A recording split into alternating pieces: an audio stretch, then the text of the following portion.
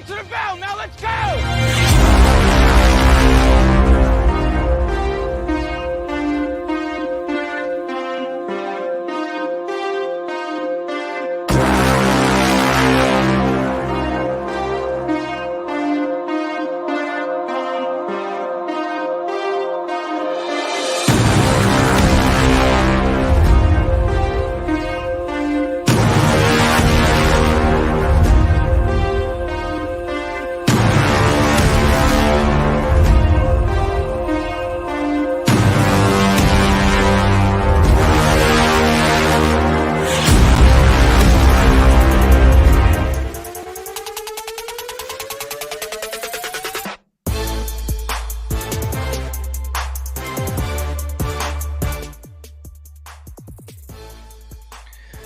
Welcome into a Reaction Monday edition of Main Street Sports Today, presented by Mid-Tennessee Bone and Joint. Oh, there we go. We're definitely backwards. There we go. I'm Chris Yow. He's Mo Patton, not the other way around. Yeah, because you don't want to be me.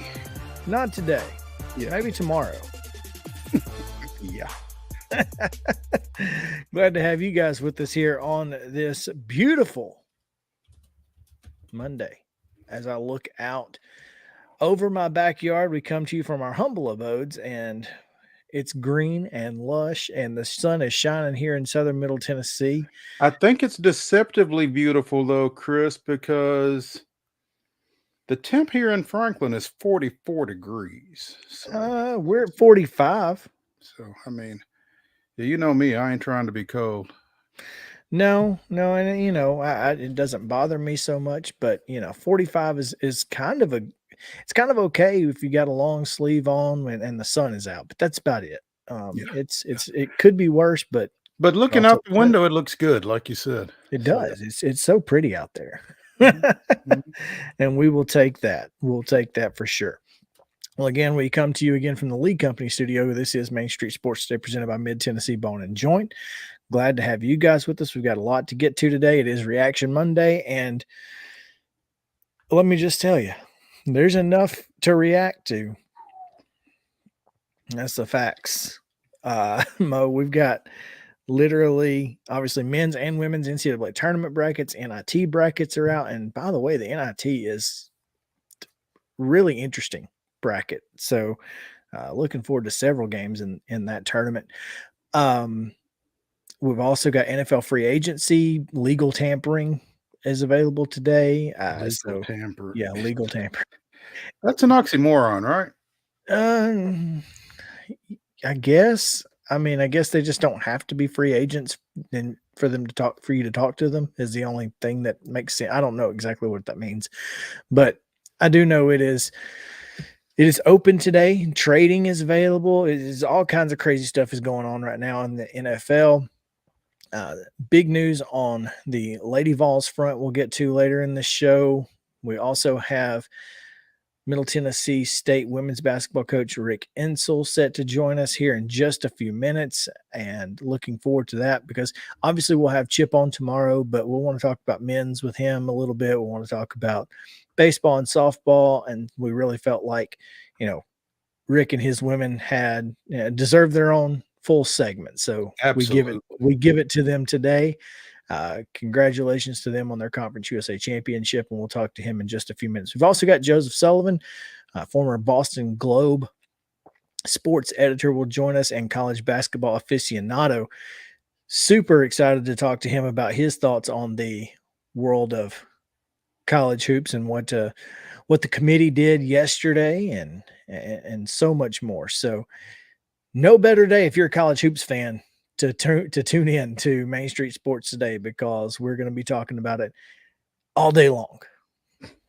So it's going to be fun. But in order to do that, Mo, Mm-hmm. we have to do some other things. Yeah. Like give the folks everything they've been wanting when it comes to results from the weekend, as well as our schedule for today. And we'll do that, of course, on the rundown. The Monday Rundown is brought to you by Zion Christian Academy. ZCA offers a faith-based, Christ-centered education in Murray County. Give them a call today at 931-388-5831 or visit zioneagles.org to schedule your appointment today. Zion Christian Academy, prepared for college, equipped for purpose. All right, we go to girls high school basketball state tournament action. On Friday, Bartlett down Green Hill 56-35. Bradley Central 59-43 winners over Cookeville, and Wayne County down Hampton 61-39. It was McKenzie 84, Van Buren County 59. McMinn Central down to Gibson County 58-50, and Westview was a 43-27 winner over Community. On Saturday in championship play, in Class 3A, Jackson Southside down to Livingston Academy 61-52. In Class 4A, Bradley Central down to Bartlett 58-49. It was McKenzie handing Wayne County its first loss of the season and final loss of the season with a 71-54 win in the Class A state finals. And Westview completes the season with a 56-37 win over McMinn Central to take home the Class 2A title. Also this weekend in women's college basketball action, as we mentioned earlier, Middle Tennessee State defeated Texas El Paso in Friday's semifinals 68-62 before defeating. This was probably the best way this could have possibly went, before defeating Western Kentucky 82-70 in the tournament championship game to claim that NCAA tournament berth. So again, congratulations to the Lady Raiders. We'll be visiting more with Rick Insel in the next segment. Men's college basketball at the SEC tournament down at Bridgestone Arena.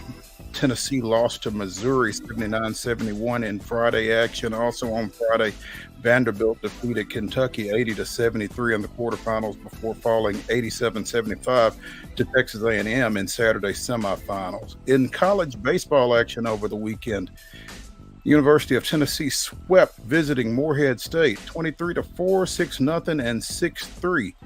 Vanderbilt took 2 out of 3 from visiting Loyola Marymount, 2-1 and 2-0 before falling in Sunday's finale 9-6.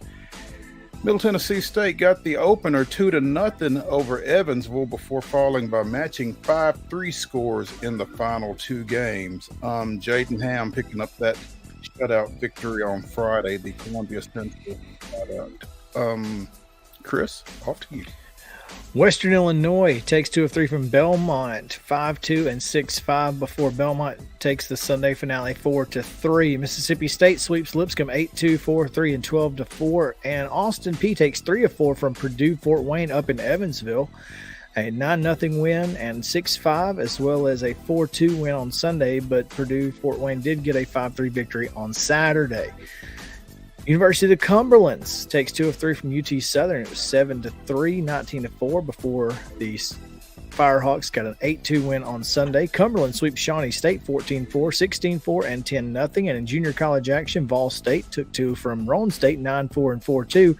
Columbia State in 7 innings down Dyersburg State 8-3, and their second game was canceled, postponed, not really sure, but they didn't play it. I'm assuming that was weather. So that's interesting. All right. College softball action over the weekend. Tennessee opened Southeastern Conference play with a three-game series sweep of Ole Miss. 6-0, 8-2, 1-0. Middle Tennessee State defeated Green Bay 6-2, defeated Appalachian State 10-0. In 8 innings, edged Western Illinois 7-6, and then got the Lady Leathernecks again 6-1. Lipscomb fell to Akron 5-2, fell to Indiana 11-3, defeated Akron 1-0, fell to Indiana 10-0, and lost to Evansville 5-2. Tennessee State with an Ohio Valley Conference Series sweep of Lindenwood 14-1, 7-1, and 4-2. Austin Peay defeated Illinois Chicago 7-1 and 6-3, lost to Belmont 5-4. Defeated Belmont 5-4 before losing to Belmont 2-0. Belmont split with Dayton 9-4 and 5-3. Trevecca with a pair of wins down in Florida, 7-0 over Southwest Minnesota State and 8-0 over Edinburgh in 5 innings. Campbellsville sweeps the Lady Firehawks from UT Southern, 18-2, 13-6, and 11-2. Cumberland with a sweep of Pikeville, 4-1, 10-2, and 6-4. In junior college play, Vol State takes 2 from Roane State, 12-3 and 11-3. Dyersburg State scores 15 in a pair, defeating Columbia State 15-7 and 15-3. In NBA action, the Grizzlies get the Mavericks at FedEx Forum 112-108, and the Preds on a roll out west. Big win over the Kings 2-1, and then a 5-4 overtime win against Anaheim last night. Wouldn't have needed that if they'd have just played the full 60, but hey, whatever. Sometimes you got to play a little bit more than 60 to get the win. And in MLS play on Saturday, Nashville 2-0 over Montreal. High school baseball action as high school spring sports begin today across Tennessee. Here we go. Yes, there was an 11:30 game between Brentwood Academy and Gallatin. Down in Gulf Shores. They went all the way to Gulf Shores to play Brentwood Academy and Gallatin. Hey, but it's in Gulf Shores. That's exactly right. I don't care who you're playing. Matter who you're playing. Exactly. Also, Giles County and Decatur of Alabama playing at 2 o'clock. At 4 o'clock, Christ Presbyterian Academy is playing Noble, Oklahoma. 4:30 starts for Good Pasture at Brentwood, Page and Clarksville Academy, Middle Tennessee Monarchs at Franklin Road Christian. At 5 o'clock, Cornersville is at Santa Fe, Henry County plays Clarksville, Liberty Creek plays Grace Christian of Knoxville, Eagleville is at Summertown. At 6 o'clock, Culleoka goes to Cannon County, Beach plays Centennial, Hunters Lane is at Overton. That's in the Mookie Betts Classic. A lot of the Metro Nashville schools are playing each other in the Mookie Betts Classic this week. Let's see. Also, Columbia Academy goes to Lawrence County. That's a 6:30 first pitch. Davidson Academy is at Middle Tennessee Christian at 6:30. Hampshire is at Mount Pleasant. Nolensville is at Riverdale. Sycamore is at Springfield. Loretto at Spring Hill was scheduled for a 6:30 start. That game has been moved to 4:30. Also at 6:30, Siegel is at Stewart's Creek.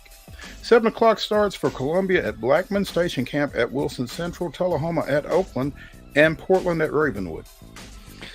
Softball play, Itawamba, Mississippi, and Summertown, assuming they're down in Gulf Shores too. They are. American Christian Academy and Summertown at 4. Cannon County's at Murfreesboro Central Magnet at 5. At 5:30 is Lawrence County hosting Marshall County, and Mount Pleasant at home against Culleoka. At 6, Columbia Academy's at Oakland. At 6:30, Cascades at Blackman and Green Hills at Riverdale. Smyrna welcomes Mount Juliet, and Siegel goes to Stewart's Creek. At 7 o'clock tonight, Shelbyville Central will be at Columbia Central. And at 8 o'clock, White House and Grace Knoxville will play them. It's probably, I would say, Central Time. I don't know. I don't know what. I assume it's 8 o'clock. It'd be hard to play at 9 o'clock over in Knoxville. You would think. Be tough to There you go. People up for that one. Boys soccer action this evening. Middle Tennessee Christian is at Community. That's a 5 o'clock first touch. Zion Christian is at FC Boyd Senior Christian over at McMinnville. That's a 5:30 start. At 6 o'clock, Agathos Classical is at Columbia Academy. 7 o'clock starts for Siegel at Laverne, Beach at Merrill Hyde, Lebanon at Riverdale, Murfreesboro Central at Rockvale, White House at Rossview, and Independence at Stewart's Creek. And in the association, the Memphis Grizzlies are at Dallas. Luca and Company. That's a 6:30 tip-off on ESPN Plus, and that is your rundown.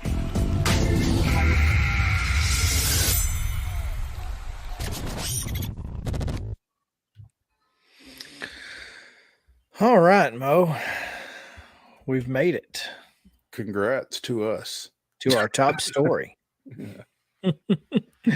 Our top story today comes from the National Football League, mainly because it was the story we felt like would take the fewest number of minutes today. Yeah.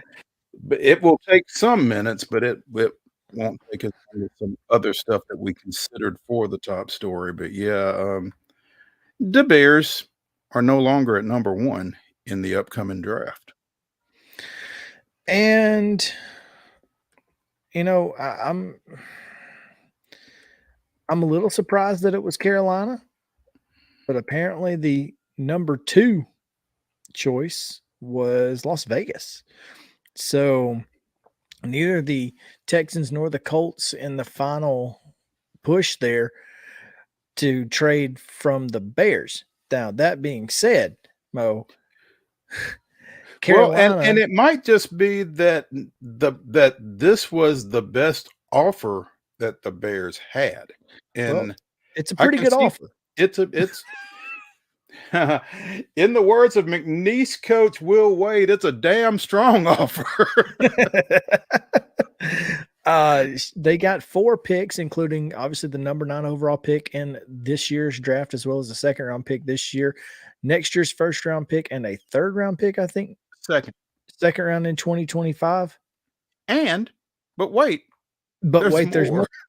Wide receiver DJ Moore, which was probably the kicker Ah, that with put it or over the the receiver. top. Uh, the receiver, yeah. That's what Chicago received Mhm. a great offer that included receiver DJ Moore. And I think that was probably exactly what it was that put them over the top. Now, here's the thing. I'm Yeah. reading, not hearing. Mhm. I've not talked to anyone about it, but I'm reading that Carolina may be shopping the number 1 pick. And let's be honest. If you can get someone you feel more comfortable with than one of the 4 available top quarterbacks, I don't see why you wouldn't get your picks back. I mean, I'm no really Kevin reminded of Costner. I want my I'm number 1s. yeah, I want all my number ones. Yes. Really reminded of trading day with this whole scenario here. But they're saying, or we're reading, that Carolina likes 2 quarterbacks. And so if If they if they can if they could be good with either of 2, then maybe they can trade back and one of the 2 is still there whenever they pick. But it would it's crazy to me that you trade up to number 1 in this draft and don't have your clear-cut drop dead, this is who we're gonna take come hell or high water, and make the trade that they made for the pick. I think it is weird. I don't know that I've ever seen a team trade up to number 1 just to trade back down, Except in the movies. other than in the movies. But, it is interesting, and I don't know that I hate the idea if I'm a Panthers fan. They're also shopping last year's third round pick Matt Corral, by the way. Well, they've got Corral on the roster, they've got PJ Walker on the roster, and they've got Sam Darnold on the roster. And Darnold, by the way, who wasn't half bad under their interim coach last season, Who's no longer there. right? But And you're not who gonna does go Frank Reich want? Does Frank Reich want any of those 3 guys? I think by virtue of them trading up to number 1, the answer to that question is no. No, right. And so, And this is an opportunity for Frank Reich to get his quarterback, which, to be fair, he never had in Indianapolis. I mean, yeah, So, the craziest thing about his time in Indianapolis was, I mean, Phillip Rivers threw for over 4,000 yards, and they had a guy who was being heralded as the best running back in the league in the same year. And I just I'll be interested to see how this Carolina thing works out. I don't think Carolina's going to pick number 1. I just don't. well, I could see that. It's just crazy to me, again, trading for the number 1 and then trading the number 1. You do you. To know if that has ever happened before. I don't think it has, Mo. I really don't. I mean, just off the top of my head, I can't imagine that it has. I mean, it's certainly out of the box No question. at best. No question. So again, Bears trade the number 1 pick for 4 picks in the next 2 years drafts and wide receiver DJ Moore.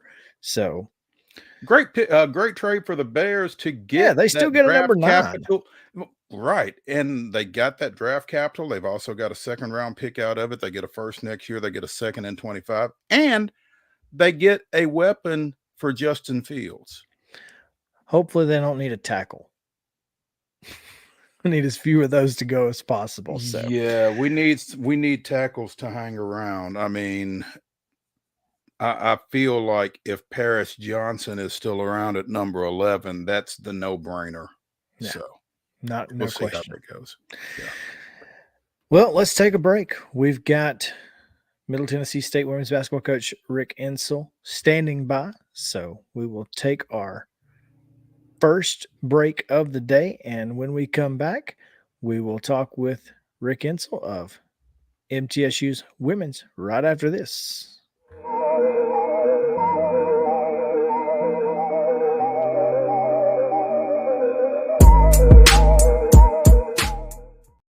Mid-Tennessee Bone & Joint treats your orthopedic injuries and existing conditions. Our trained physicians will get you back in the game faster. Contact us at 931-381-2663 or www.mtbj.net.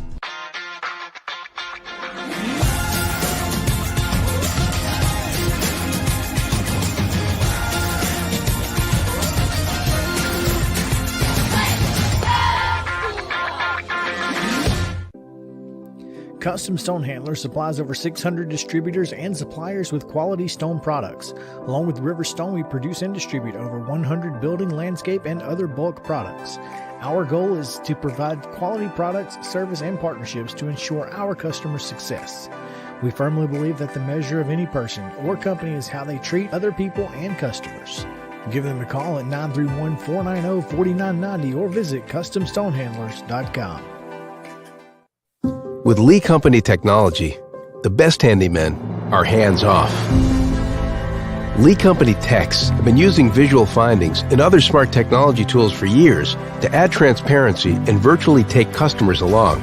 You see what we see, whether we're in a crawl space or on a roof.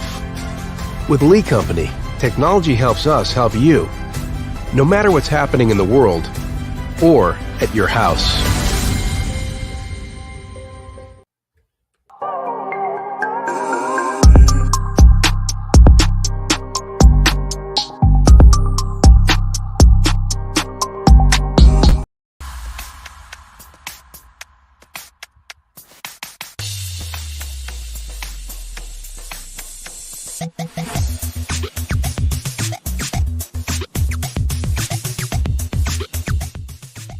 Welcome back in Main Street Sports Today, presented by Mid-Tennessee Bone & Joint. Chris Yow alongside Mo Patton, coming to you from the Lee Company studio, and glad to have you with us here on this Reaction Monday as we're reacting to the world of sports from over the weekend and much, much more.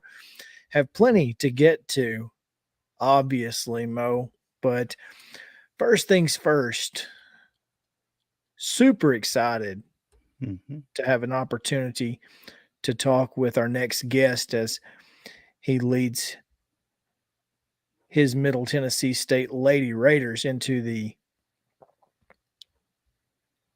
NCAA Women's Basketball Tournament. An 11 seed, well, we'll just leave it there. That's all. Leave it there for now, and we'll get there. But we welcome in now Coach Rick INSELL, who joins us. And Coach, welcome in. We appreciate your time. Thank you. Glad to be here. Coach, you gave the girls off today, but I know where you're at. What's going on? Nothing. We don't have to do anything, Maurice. Just get on the plane and go. Well, you know I'm lying about that. But I see you're on the floor at Murphy Center. Just couldn't stay away, huh? Well, it's second home.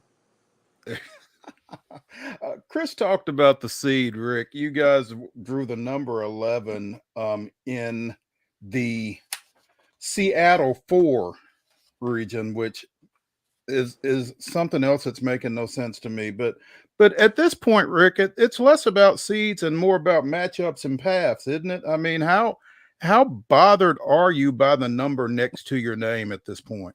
we're really not bothered by that, Maurice, to be honest with you. We've been as high, I think it's a 5 or a 6 here before, and I think was able to win a game against Gonzaga, and then ended up getting upset by 14. I think that was Marist. They were a 14, but they had beat Ohio State and ended up coming back and beat us and shouldn't have beat us. Or we would have been in Dayton, Ohio playing Tennessee. I don't really know what year that was, maybe 08, somewhere through there. But it just making it to the tournament, you don't want to be a 16, 15, 14 right down through there. You don't want to be that. But, where we're at, we're real pleased with it. Not that we think that we've got an overwhelming chance to win, but we've got a chance to win against Colorado. And that's all I want. It's just an opportunity to get out there and our team play against their team. And we've got a few common opponents, and so we'll take it from there. You won the Conference USA tournament as the number 1 seed, doubling up on the regular season championship, defeated UTEP in the semifinals, defeated Western Kentucky in the championship. But, that UTEP win on Friday, coming off of an overtime matchup with them in your regular season finale right there at the Murphy Center. Rick, how much did that game the previous Saturday at home just kind of get y'all's attention, maybe get you I don't know that you needed refocusing, but just kind of get you a little extra juice going into Frisco? Well, I think I don't know if it helped or if it hurt. I mean, but really and truly, we were kind of in control of both games, and we let it slip away here. And they came back, took a 5-point lead with a minute to go. But our young ladies were able to overcome that and tie it up and go into overtime and win. The other night, we were in complete control. We were up 15 or 14. We missed a wide open, uncontested 3 with one of our better shooters. And then the next thing you know, there was a call made. It was not a good call. It was a questionable call, and it didn't go our way. And one of our kids came out of there and slapped their hands, and the official took it at heart and called a technical foul. And I've seen a lot more go on in games, men and women, and nothing be said or done, especially when you got as much on the line as both teams had on the line. But we took it. We did it. And it was like an 8 or 10 point turnaround there, Maurice. So, it took a little bit of our focus away, maybe our intensity. The players, the coaches were upset. We were all upset with each other, and then we got it back. We got it back. We went on, and we were able to push it on out. I think to around 8 or 10 points, and ended up winning. I think by 6 maybe, but. Real proud of our basketball team. There has been so many things that they have overcome this year. Some people would call it adversity, but I wouldn't want to label it that. It's just challenges that you have in a season. To go through the Conference USA season and lose only 2 games. And the 2 games we lost at that time, UTSA was the worst team in our conference. They had the worst record in our conference, and they beat us, and they handily beat us also. And then we lost on a last-second shot at UTEP, probably the worst game that we played all year long. For our team to come back and get it back together, and now they've won 10 in a row, whereas we were on a 16-game winning streak. Then we came back and we won. Now we've won 10 in a row. So very pleased with how we've handled everything, and it's tough. It was I called on these young ladies every night to do something a little bit different. You got a chance to be different. You got a chance to be special.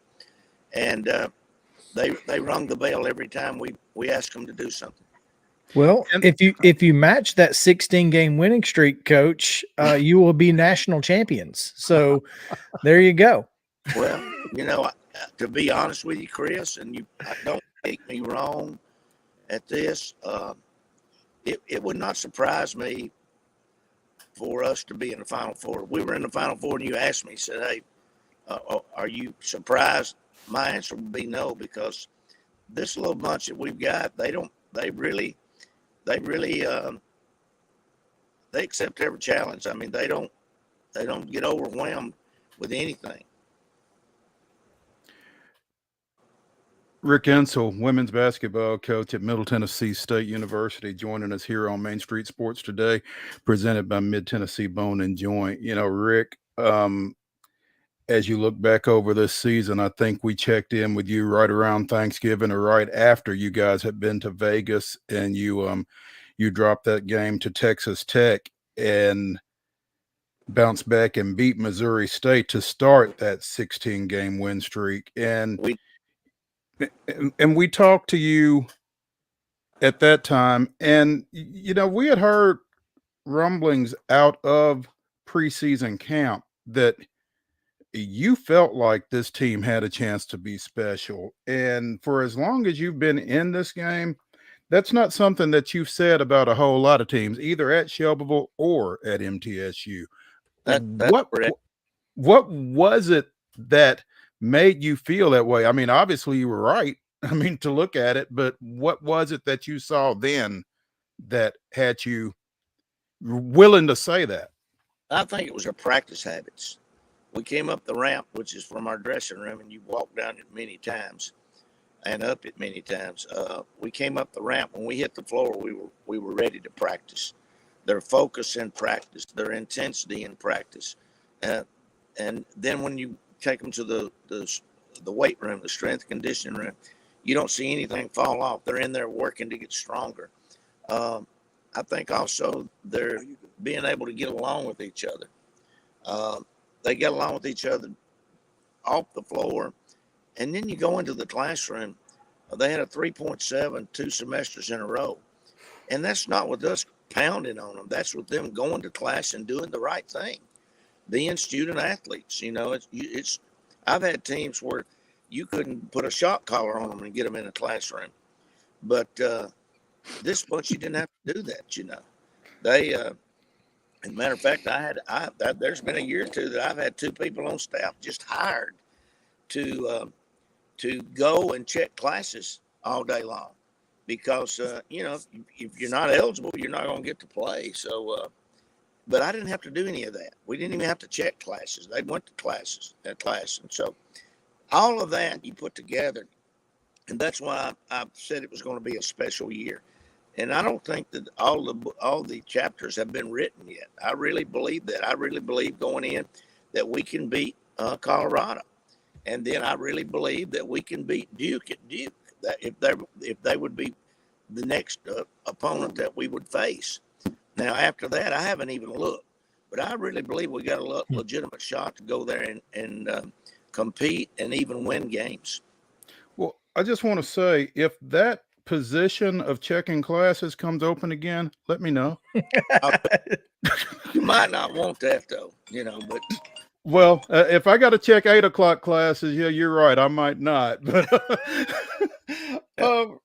you would have to check 8 o'clock. That's what they don't. That's probably the worst one. Yeah. You might need somebody else for that. Yeah, never mind. Rick, number 6 Colorado is the first team on the docket over at Durham, and again, they come in at 23-8, coming out of the Pac-12. What did you know about them when they showed up on the screen? What do you know about them now, and what are your thoughts? They're much like a UTEP team that we went into overtime with and that we beat the other night. They've got some size at the 4 and the 5 position. Not great size, not 6'6", 6'7", but they've got like 6'3s that are really strong post players. They've got a young lady that's kind of their go-to player at the 3 position. And then their guards are just similar to what we faced. You know, it's preparing for a team much like UTEP, preparing for a team much like Louisville is what we'll be looking at. And those are teams that you've had success against, obviously.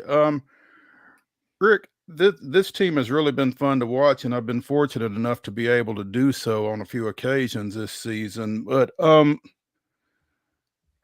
talk a minute about Courtney Blakely. She comes off the bench for you, and you usually slide Savannah Wheeler from the point to the 2. But what does that give you guys when you're able to bring her in?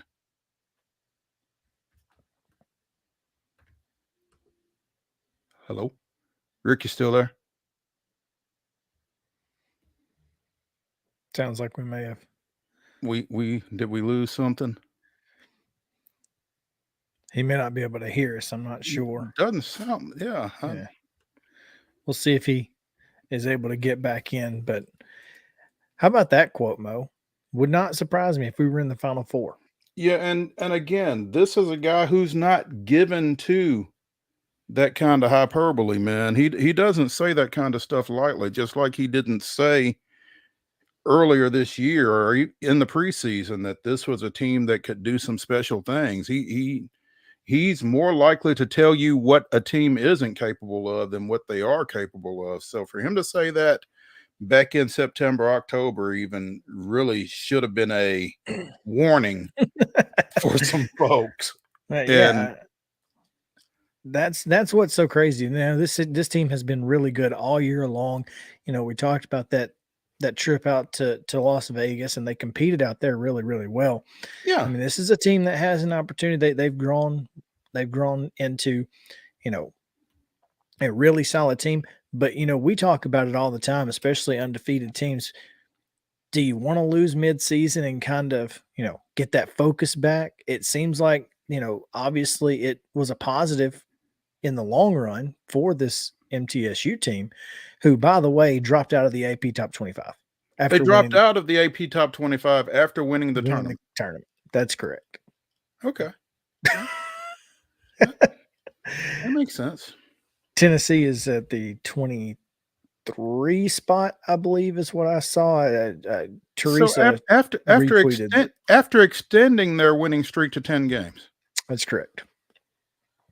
Fell out of the top 25. They are 26th, effectively, but yeah. So, there's all of that. Well, I hate that we are unable to reestablish contact. Yeah, that's all right. I've spoken with Tony Stennett, and I will just let him know we're gonna catch back up at another time. Okay.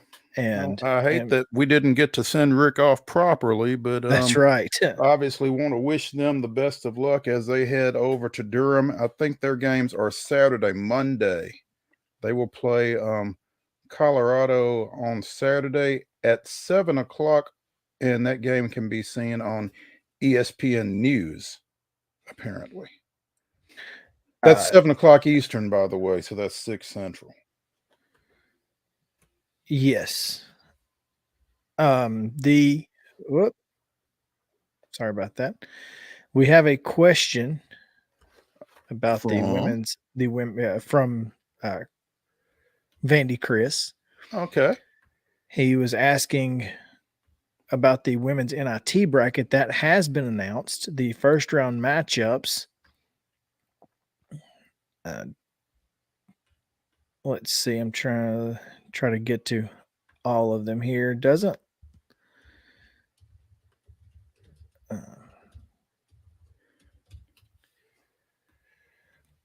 No. No Vanderbilt? Obviously, there will be no Vanderbilt. Auburn hosting Tulane in this one. That's Western Kentucky is at Kansas on Friday. That's one thing I was going to ask him, you know, how nice is it to, if you're going to win the conference, to be able to beat them doing it? That's right. Never bad. Belmont, who was the number 2 seed in the Missouri Valley Conference, will go to Ball State, and that is a Thursday tip at Belmont, 5:30. by the way, who suffered the worst loss by a number 1 seed in the Missouri Valley Conference women's tournament ever. I think they got beat by, 18 maybe in the finals? Well, they were the 2 seed, weren't they? Were they the 1? I believe they were the 1. That's a good question. I don't know. Nonetheless, yes, they got hammered pretty hard. Belmont and Illinois State tied for. You're right. They were the 2. Okay. So I don't know whoever. Well, they tied for the win for the top seed, but I guess Illinois State won the tiebreaker. So maybe that's what they were referencing. Okay. But nonetheless, yes, they got hammered pretty hard. 89-71 by Drake. Yeah. But fourth seeded Drake in both the men's and women's Missouri Valley Conference tournament, both 4 seeds, both times. Drake punching their ticket to the NCAA tournament on the men and women's side. So how about that? That's solid. That's unusual, to say the least. Quite. Oh, well, let's take a break. When we come back, we got a lot to talk about. Obviously, we've got college hoops galore. Plenty of college hoops, and not just on the floor. Yeah, on the floor, off the floor, in the coaching box, and much, much more. Did Vandy get the short end of the stick? Yeah. If you've been watching this show for any you know what we think. But we'll get into it right after this on Main Street Sports Day. Stick around.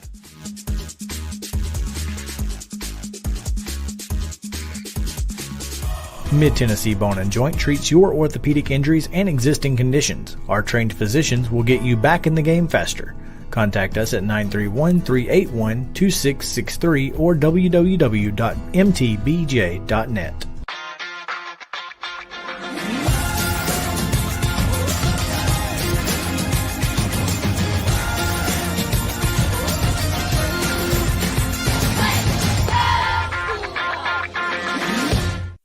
With Lee Company technology, the best handymen are hands-off. Lee Company techs have been using visual findings and other smart technology tools for years to add transparency and virtually take customers along. You see what we see, whether we're in a crawl space or on a roof. With Lee Company, technology helps us help you, no matter what's happening in the world or at your house. Jones & Lang Sporting Goods here in Columbia has been outfitting teams, officials, and anybody else from T-ball to college for 50 plus years. Be sure and check them out at 931-388-8060 or online at jonesandlang.com. Jones & Lang Sporting Goods, the look of a winner. Zion Christian.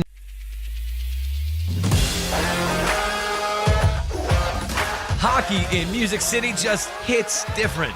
It's one big honky-tonk party. It's the sea of gold in the crowd. The goals, the saves, the celebrations. It's an experience like no other. Don't miss a minute of the action this season. Visit NashvillePredators.com/tickets to get your seats today. That's NashvillePredators.com/tickets. And we'll see you at Bridgestone Arena.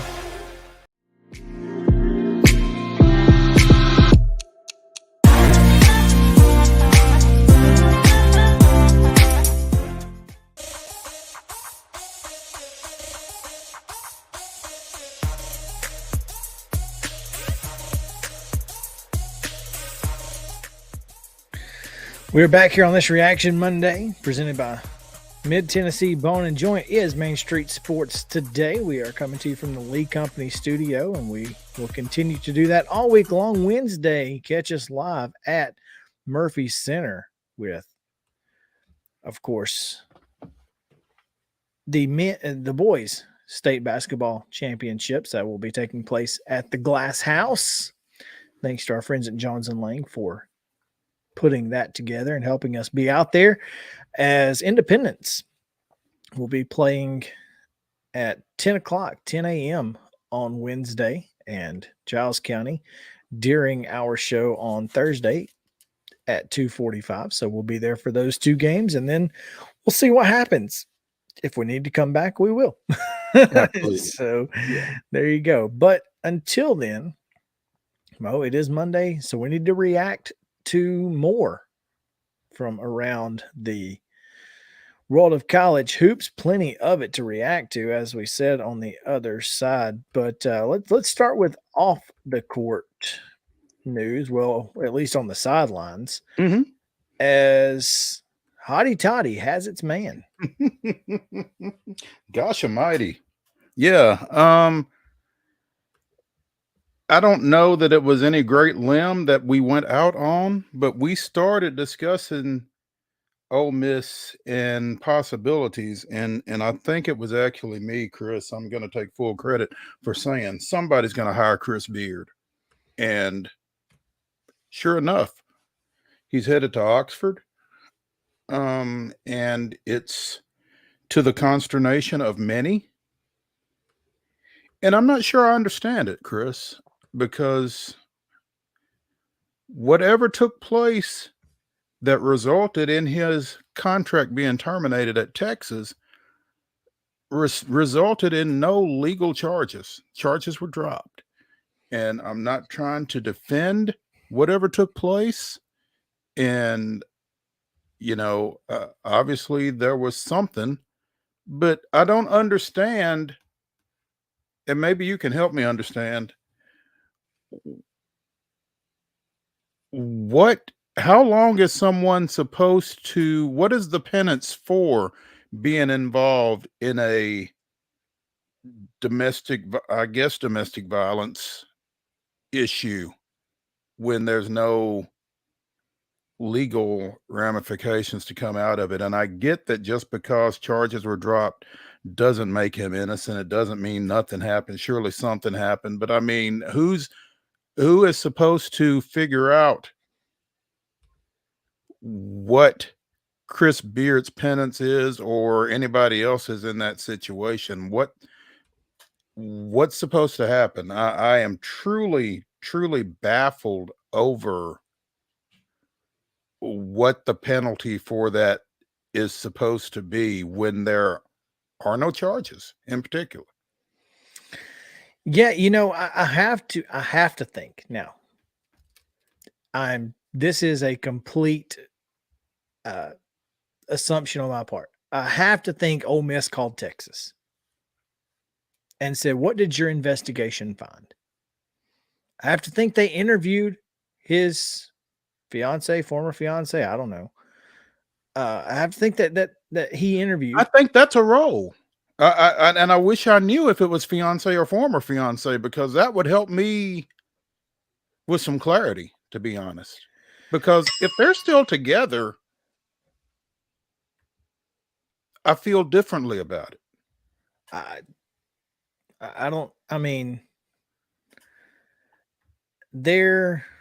Let's put it this way.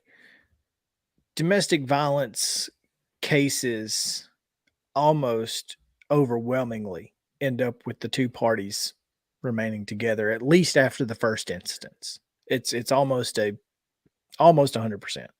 Yeah, that's just that. It just is what it is. Secondly, though, to answer your question, perhaps a little bit of the shame that he faced in being ousted as the head coach at Texas, and then Texas going on to be a 2 seed in the tournament and winning the Big 12, hey, maybe it wasn't him after all. I don't know. And I think that's a question that Ole Miss has got to ask too. Well, how much was Chris Beard really doing other than managing that roster? Well, it's interesting that you say that, because I read something over the weekend saying that Texas would be making a dreadful mistake by elevating Rodney Terry to the permanent position, because it was Chris Beard that put this team together. Maybe I think that's hogwash. I mean, he's the head coach, and he's probably the guy who does the majority of the talent evaluating. But I mean, he didn't do all the recruiting.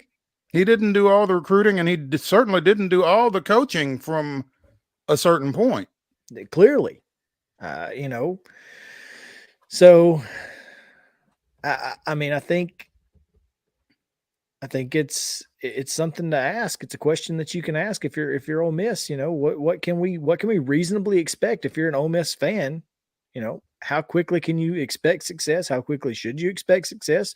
Should you expect success at all? Obviously, they do. You don't hire a coach and expect he's going to be dreadful. So I don't know. It's interesting. That I think is one of the more unique hires of this cycle, just because of all of obviously the background stuff of it, but the fact that Ole Miss wasted no time. I mean, think about this, Mo. Both Will Wade and Chris Beard have jobs in 2023. Yeah, and I'm just going to be honest with you. I'm more surprised that Will Wade has a job. Well, sure, because we know that he was involved in illegal activity. We know for a fact it's been, the NCAA said it happened. The governing body that tells you. And I just don't understand how McNeese State can make this hire with so many. Well, we talked about it last week. Yeah, with I so don't know. much uncertainty regarding Will Wade's availability. Yeah, Will Wade is an interesting case study. McNeese either knows something or they're just going out on the farthest they know limb nothing. they could possibly find. Yeah. They know something or they know absolutely nothing. And it's one or the other. Absolutely. Yeah. They are just, flying by the seat of their pants, or yeah, they know something for sure. Question here.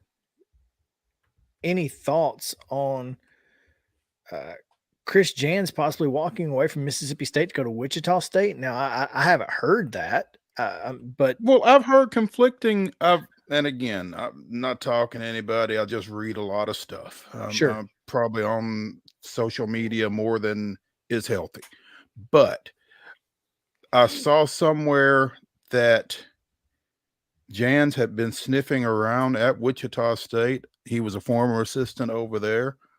So was Steve Forbes, who is now at Wake. And I've also seen that neither Chris Jans nor Steve Forbes would leave their current positions to go to Wichita State. So, I mean, I guess it just depends on what. I guess it depends on what you read last. I don't know. I mean, the Wichita Eagles certainly has both of those guys on the list. But 4-star point guard Josh Hubbard just committed to Mississippi State, according to the Clarion Ledger, posted 2 hours ago. So he's out here recruiting for Mississippi State. I don't know. That's all I can tell you. Yeah. So Josh Hubbard is going to be awfully disappointed, I guess, if the guy who recruited him up and leaves in the midst of all this. But right. So I don't know, but we do know this: Georgia Tech may be making the best hire of them all, and we'll maybe get a chance to talk to our next guest about this. But former Arizona Wildcat superstar and current Boston Celtics assistant coach Damon Stoudemire has been linked and apparently is in final discussions to take the head coaching job at Georgia Tech. Jeff Schultz and Jarrett Weiss of The Athletic are reporting that it's a done deal. There you go. So, joined the Celtics in 2021 after 5 seasons at head coach at Pacific, and Georgia Tech moving quickly after firing Josh Pastner last week. Pastner went 15-18 overall, 6-15 in ACC play this season. So, well, they're reporting it because Georgia Tech is announcing it on their Twitter account at GTMBB. Please welcome the 15th head coach in Georgia Tech men's basketball history, Damon Stoudemire. So, there you go. That's a heck of a hire. I think it really is, man. 13 years in the league, like you said, a star at Arizona. 71-77 in 5 years at Pacific, but that's an odd result that results in him being in the ACC. But I mean, I guess it's the overall background. Again, he's been with the Celtics. Pacific. Yeah. He's been with the Celtics for a couple of years. I don't know where he was prior to Pacific, but and this is funny. Again, looking at the Athletic, there's some irony here in that newish Georgia Tech athletics director Jay Batt fired Pastner to hire one of Pastner's former assistants at Memphis. I was just about to say that. Matter of fact, I was Googling Josh Pastner because I was pretty sure that they were on staff together at Memphis, and that is a heck of a connection there. Yeah. In his last 2 seasons at Pacific, Stoudemire was 23-10 and 9-9. So 9-9, was that 2020? Yeah, I assume that was Okay. the COVID year. Yeah. So That's interesting. what's interesting is that the new AD at Georgia Tech has come in blazing with hiring Brett Key as a football coach and Damon Stoudemire as a basketball coach. So I think a lot of folks are just baffled that Pastner couldn't get it done with the recruiting base that you have right there in Atlanta. Well, not just that, but in a down ACC. The ACC wasn't even very good. Now, don't tell the committee that. They certainly thought that it was just fine. But that's neither here nor there. Look, I'm just spitting facts here today. Straight facts, like, right out of a machine.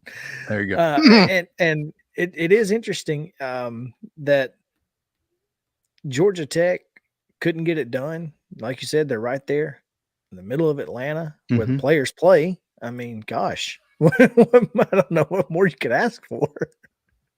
So he's asking for the ding. There's no dings. It's no dings for players play today.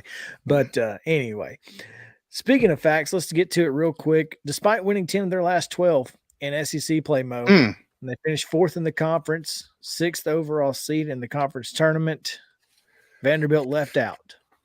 Vanderbilt left out. The SEC gets 8, tied with the Big Ten for the most of any conference. Vanderbilt beat 5 of the 8.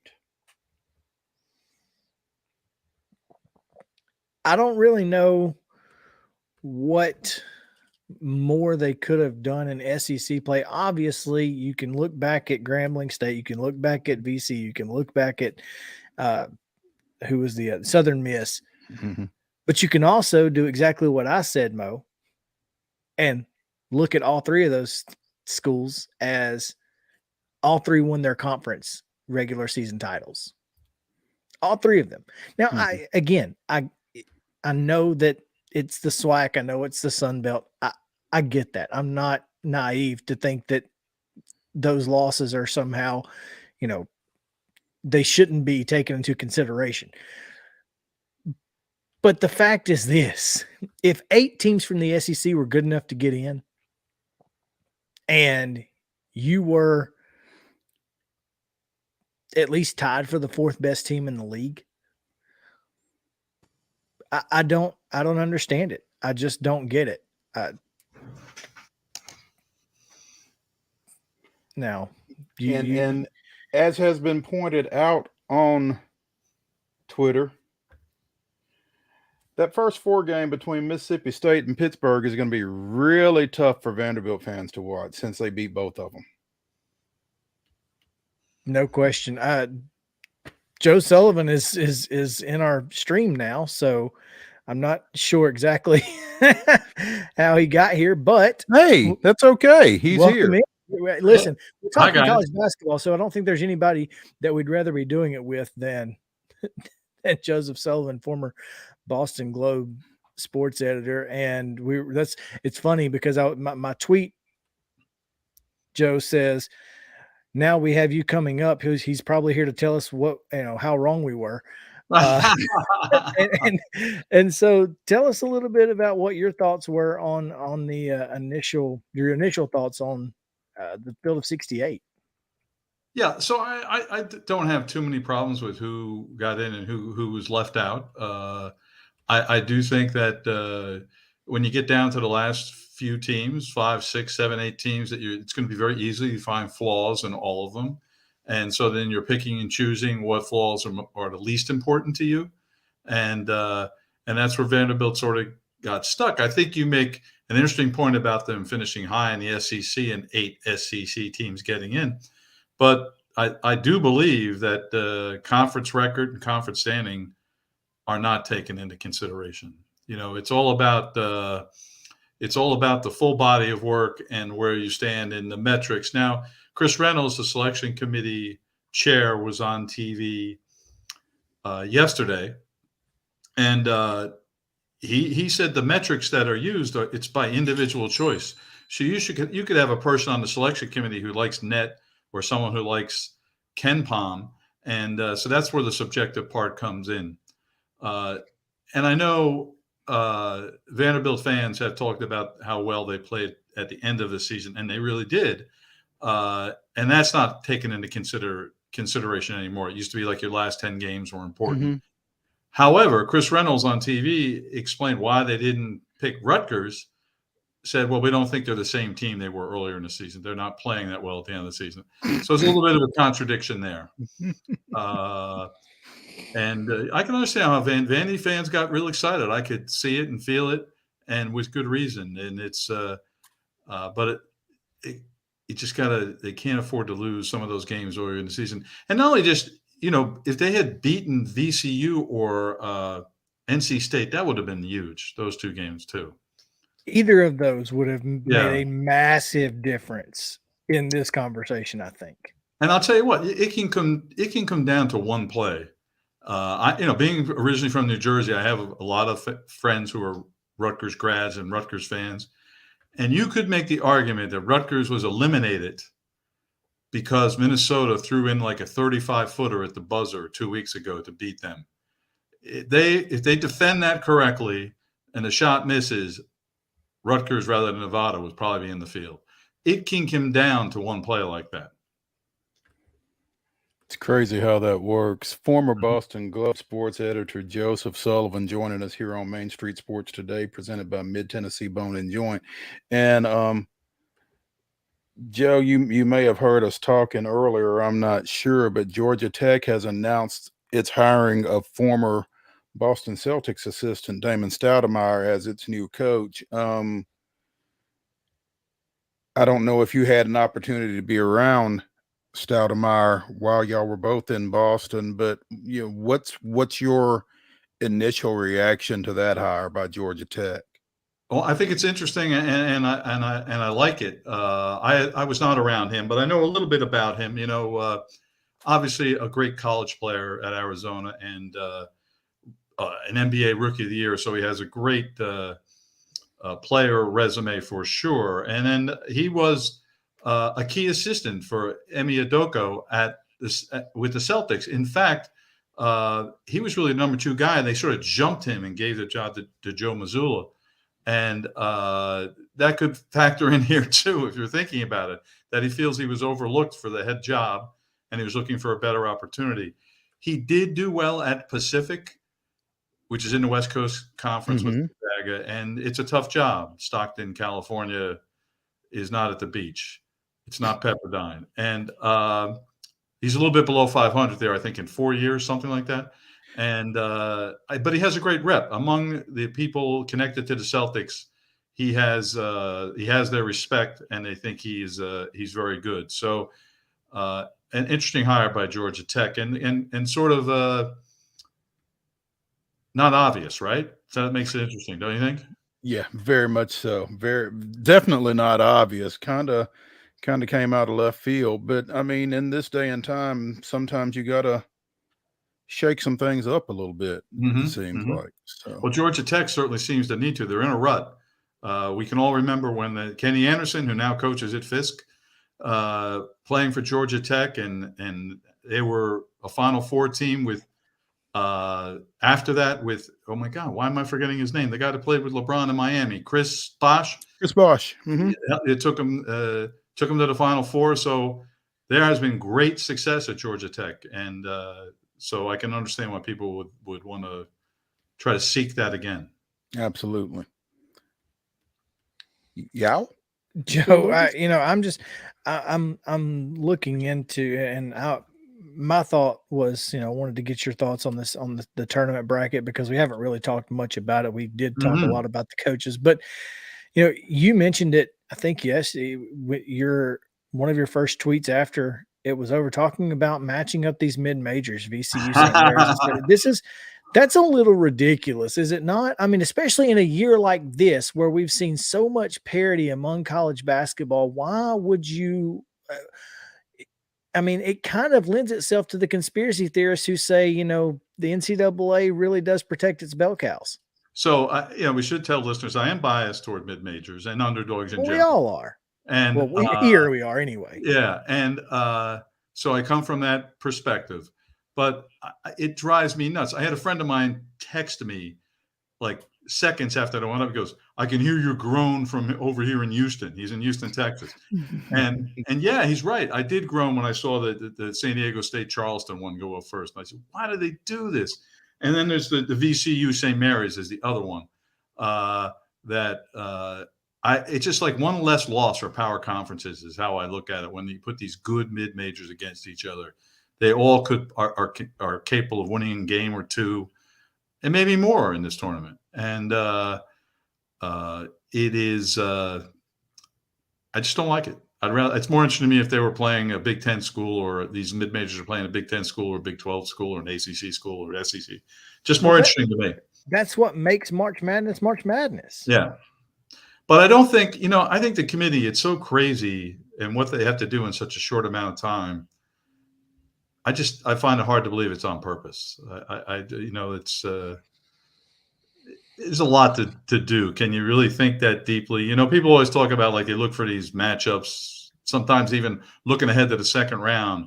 Like Kentucky and Providence are playing, and the Providence best player played at Kentucky. Did they really think about that when they put them together? I don't think they did. The people I know that I've heard have been on the committee, I don't think that's not what they think about. They think about like getting the bracket right and finished on time is probably what they're. There is a deadline, and we know what that's like. Yeah, for all of us that do things.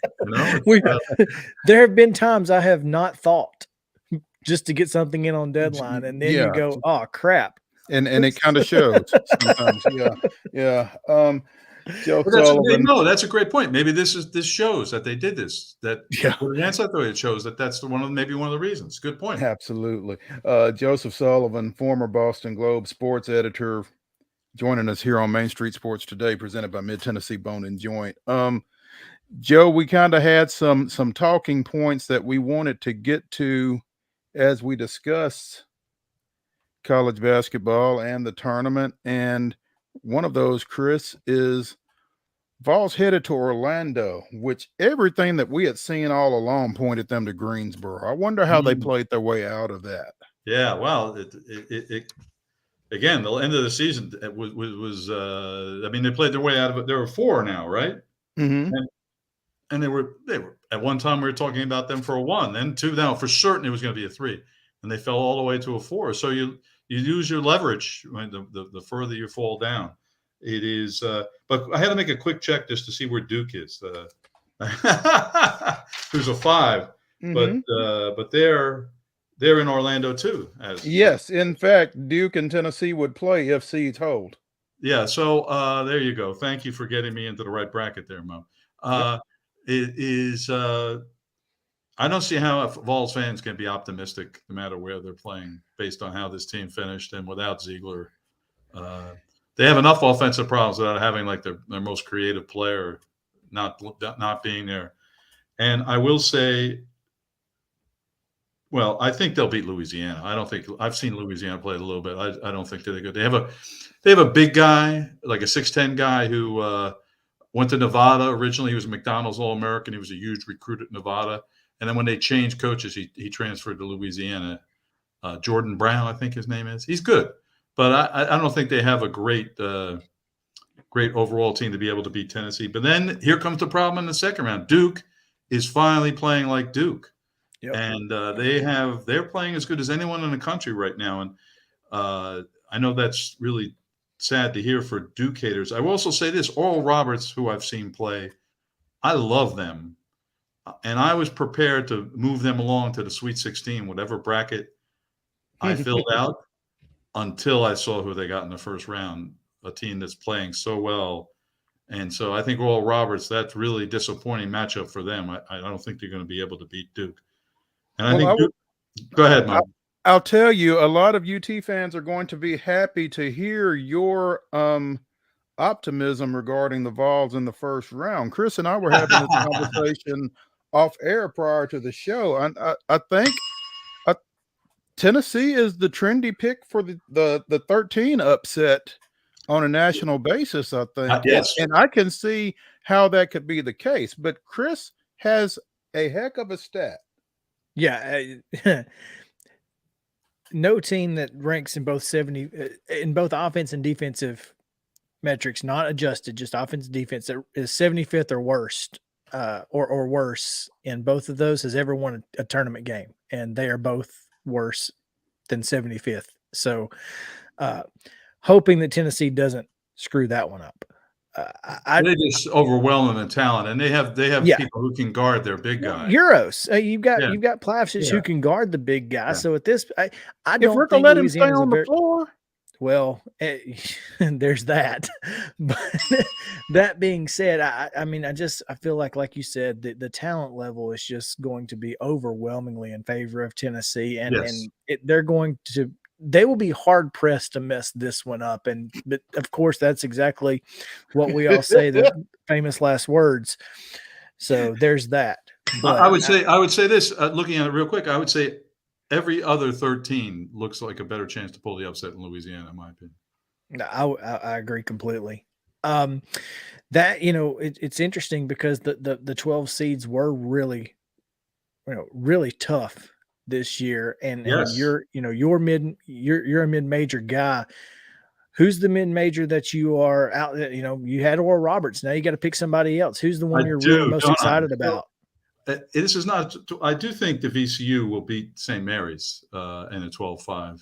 Sure. And I think VCU. Now we all remember VCU when they were great and they went to the Final Four and how they played that sort of helter-skelter full court press. They got back there by the end of the season. And, they won the Atlantic 10 and then they won the tournament.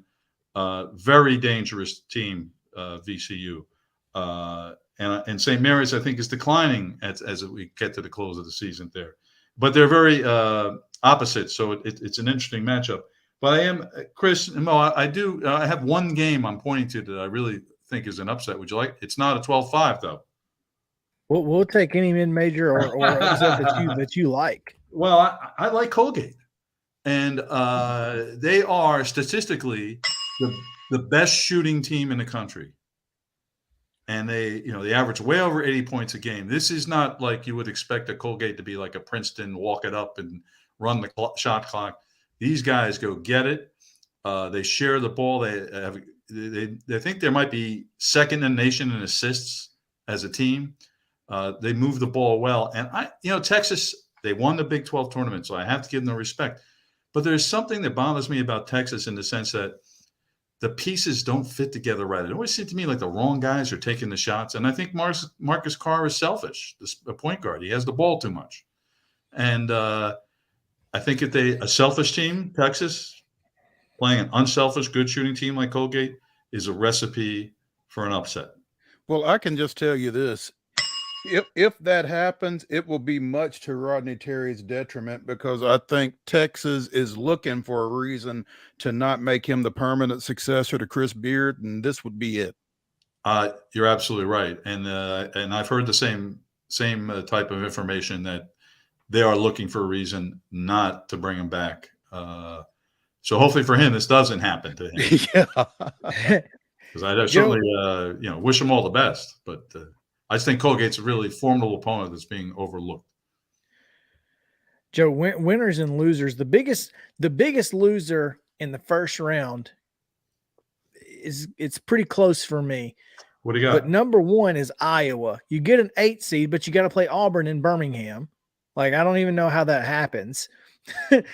Or another 8-9 seed, Florida Atlantic. Kind of get you really maybe thought they were as closer to a 7, or heck, even as far low as an 11. But I guess splitting the difference and 9 gives you a chance at a number 1 sooner. 8-9, you'd rather be a 10. Absolutely, you would. Absolutely. If you can't be a 7, be a 10. I will. The Iowa Auburn to me is like if it was a football game, we call it the flawed bowl. Both these teams are like really have serious problems. Like Iowa can't stop anybody, and Auburn. And Auburn's really good defensively, so this could be a problem. Yeah, and I think, but Auburn is such a selfish group of players, and they don't get the ball to Broom enough. And Wendell Green's just going to chuck it up. He's shooting less than 40% from the field for the season. Goodness. I mean, and he has the ball way too much to.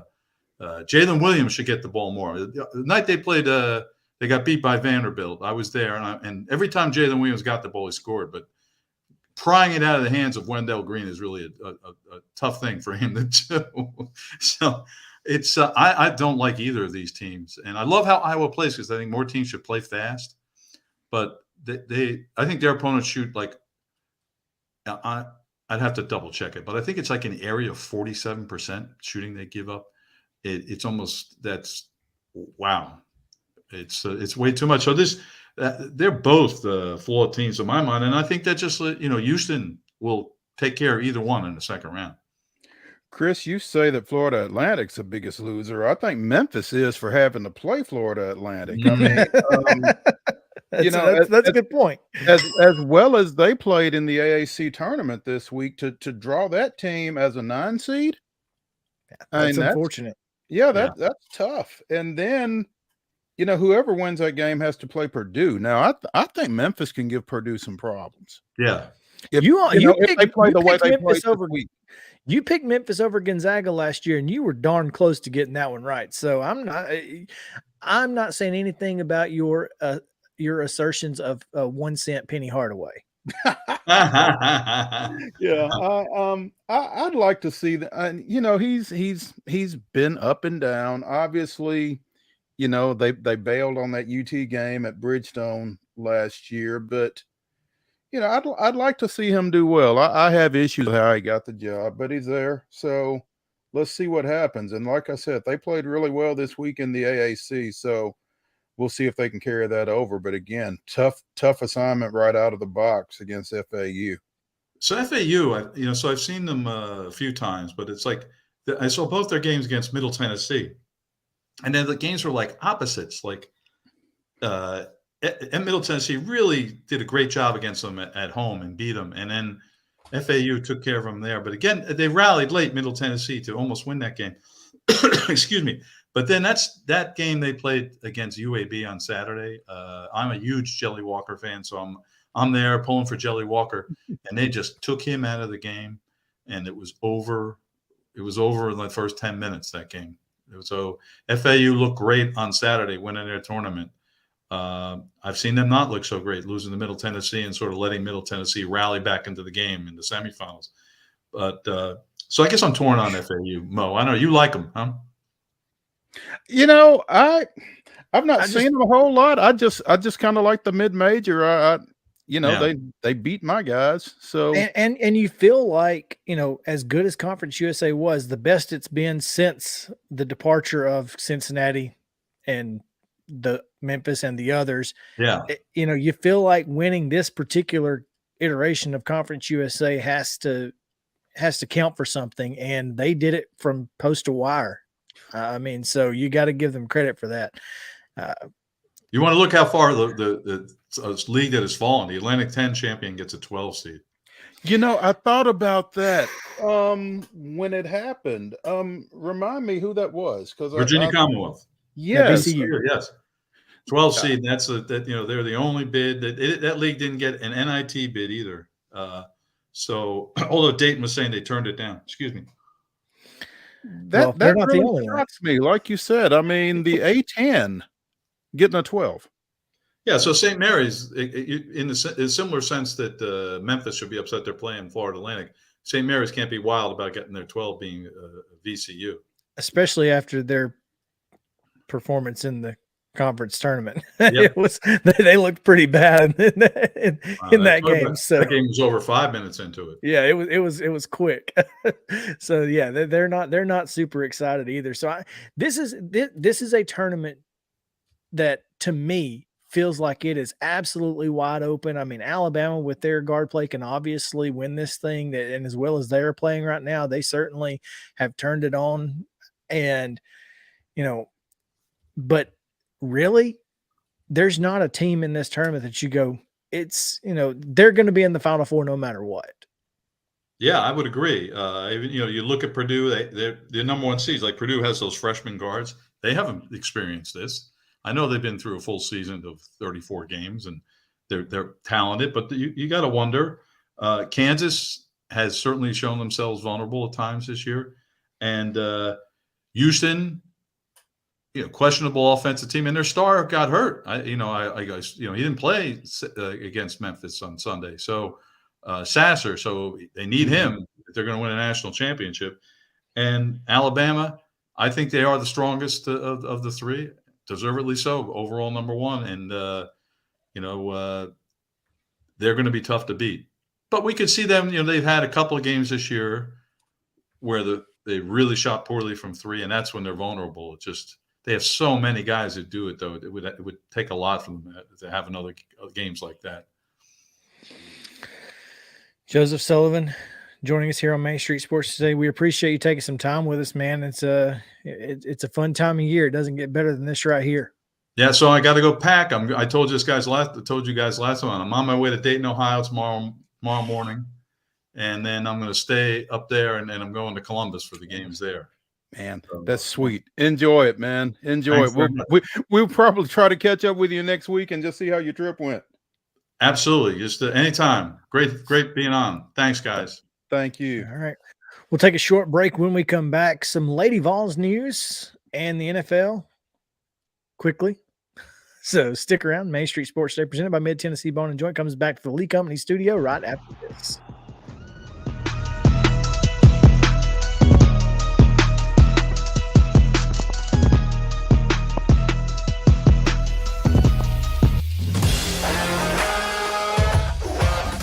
Hockey in Music City just hits different.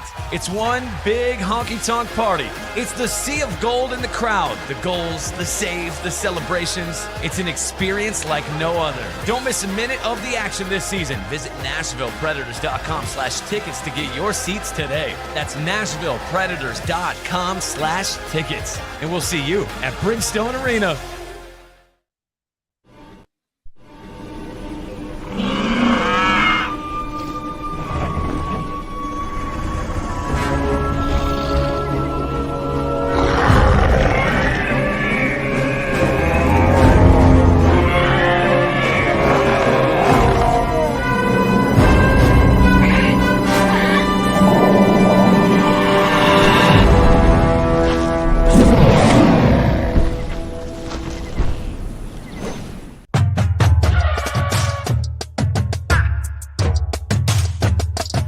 I'm Stephanie Miller from Mornings on Main Street. Join us March 23rd at Bridgestone Arena with the Nashville Predators for Main Street Media Night. I know Devin O'Day will be here. You know I will be, Stephanie. Plus, you can register for a Predators prize pack. They were going to call it the Hockey Hootenanny, but they changed. So it's going to have 4 tickets and food vouchers. You got to register to win. We're looking forward to seeing all of our Main Street Sports Today fans, right, Chris? Absolutely, we are.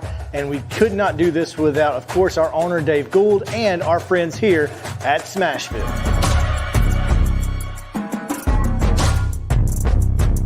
Speaking of, where is Dave?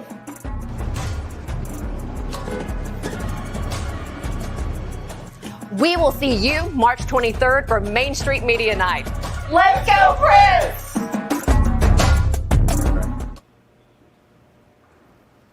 Do I have the wrong night?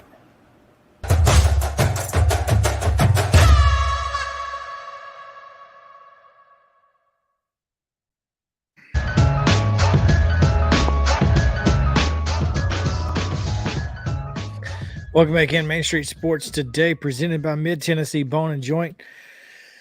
Chris Yow, Mo Patton here with you on this beautiful Monday. It's Reaction Monday, and we are reacting to the world of sports news from across all platforms, including some women's college basketball, as Tennessee got some fantastic news over the weekend, Mo, and today. Yeah. Kelly Harper may be doing her best recruiting job in the locker room. with last week's news that Tamari Key is coming back for the 23-24 season, and today's news that Rakea Jackson will do likewise. So that's definitely a shot in the arm for a Lady Vols team that's, obviously still got some work to do this year, but it's never too early to look ahead. No, I think that's exactly the right way to put it. That these may be her biggest wins as a coach at the University of Tennessee, because if you give me those two players and anything else next year based off of what they've accomplished this year, you feel like their experience will take this team to the next level. Looking forward to seeing what this brings next season. But until then, we have the NCAA women's basketball tournament, and Tennessee did end up getting a home series in first and second rounds in Knoxville. That's huge for this team. They really were kind of battling for that, and of course when they won the SEC semifinals over LSU, we expected that this would happen.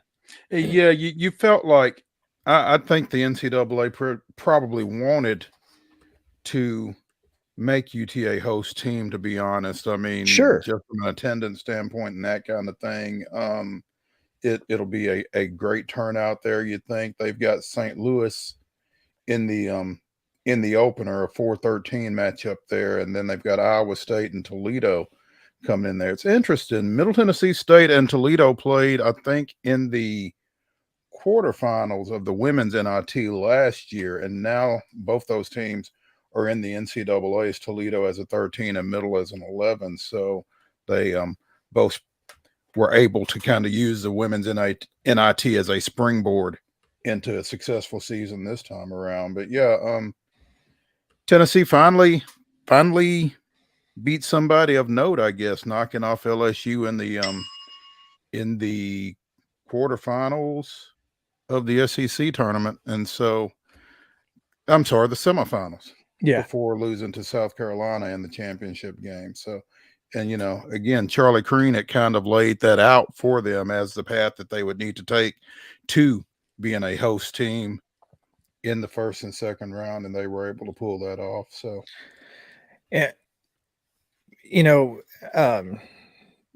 going to the comment section here, Iowa, South Carolina, seeing that game would be a lot of fun to watch, because and Rick couldn't call it, but Iowa is who they would face in the Sweet 16. And if they were to get there and seeds held elsewhere, they'd get Caitlin Clark, the women's Wooden Award finalist, and probably should be Player of the Year, if I'm being honest. It would be interesting to see, she and Aaliyah Boston on the same court, though obviously they don't play the same positions, but the way that Boston has played this year while being triple teamed has been impressive. And of course, Caitlin Clark is just disgusting with the basketball. It's unfortunate. Iowa is a 2 seed in the Seattle 4 region. Stanford is the number 1. But if there was a South Carolina-Iowa matchup, it would be in the semifinals. Yeah, it wouldn't be in the finals. But, it's interesting. What I think is most interesting about that is, Stanford being a 1 seed, and they've not been completely dominant this season. That was a game that Tennessee should have won. That is a game Tennessee should have won, and Stanford lost a couple of other games that they probably, to some teams they probably shouldn't have lost to. So, yeah. You gotta, you really, that's a 1 seed that can be beaten. That's why, heck, I mean, I don't necessarily disagree with Rick that, even if they had to play both Iowa and Stanford, I think those are 2 teams that you feel like you could match up with. So, well, I mean, when you look at this MTSU team, they've really got all the pieces. I mean, again, Savannah Wheeler is a point guard who can score it, or she can move to we the are 2 way out of time. Oh, we are way over time. We're going to get out of here. We'll talk NFL tomorrow and all that and more. Sorry. Appreciate you guys hanging out with us. This has been Main Street Sports Day presented by Mid Tennessee Bone and Joint. Talk to you then.